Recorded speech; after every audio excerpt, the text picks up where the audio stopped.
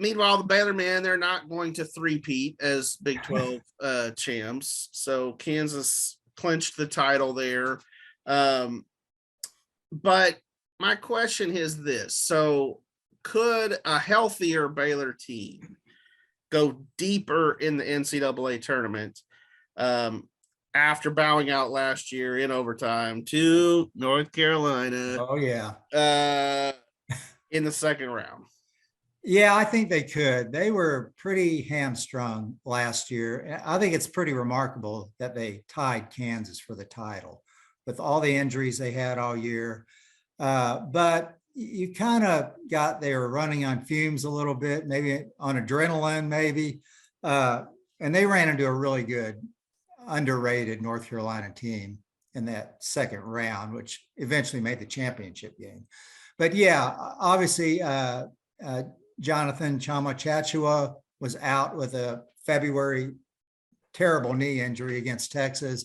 LJ Cryer was out.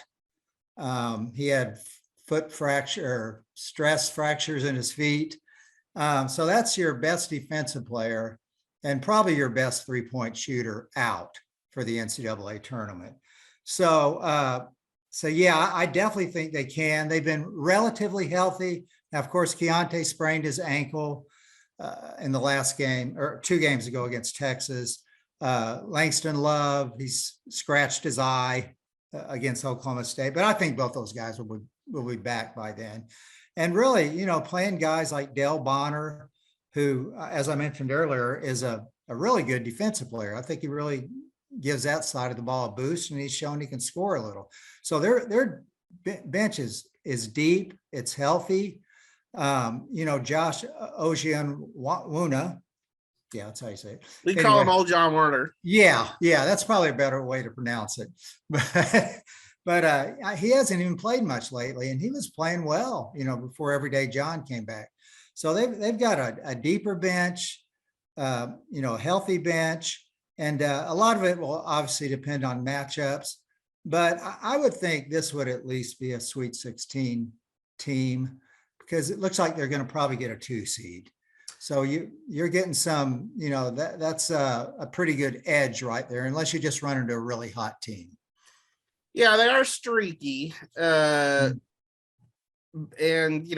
we've talked about their defensive deficiencies this year. I mean, that could catch up to them in a game, I think. Right. But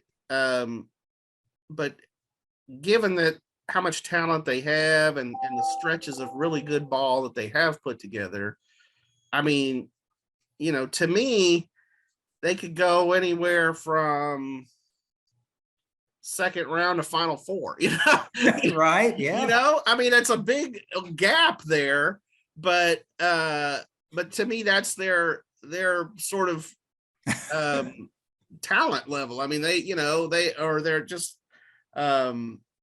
I feel like they can certainly get beat, but they could also make them run. So it's a weird team, but they certainly have some guys that could get hot in the tournament and carry you for a while. I mean, to me, Keontae George, I mean, this could be his kind of coming out party for the country. So yeah, and like you said, yeah, they are streaky, and a lot of that is because they depend so much on 3-point shooting. So usually if they have a couple guys hot, deep, they're probably going to win. If they have like 3 guys who, can't hit anything, they're probably going to lose. So, but yeah, they've got talent, but yeah, it's a pretty wide berth as far as they could go. Sure. One thing when you mentioned the injuries, this is just a random thing, but I had some friends texted to me yesterday.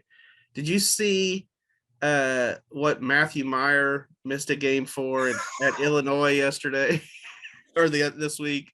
Yeah, he's loading up on energy drinks. Yeah, he was loaded up on energy drinks and got caffeine poisoning. Like that must be a lot of energy drinks. Well, I think he said he had 5. I read 6. 6 energy drinks. Maybe that's how Matthew Meyer time, would happen. Would be like, just before he would come in and do one of those crazy dunks that he would have. He just, suck down an energy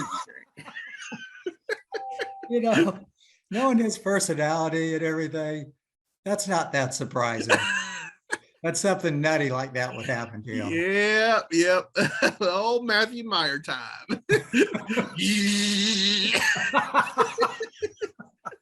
All hopped up on energy drinks. Yeah. Oh, that's funny.